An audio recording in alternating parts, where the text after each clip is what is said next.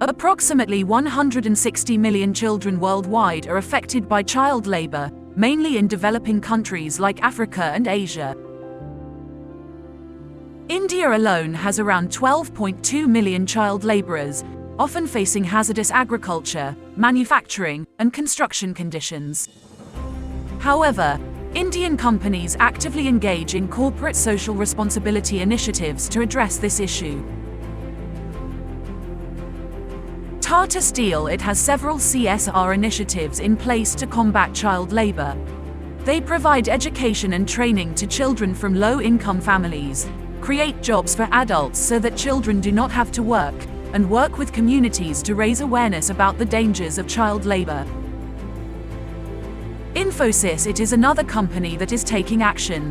They provide financial support to organizations working to combat child labor and develop educational programs for children at risk of exploitation. L&T The L&T Public Charitable Trust, a prominent engineering and construction conglomerate, addresses root causes of child labor, like poverty and lack of education.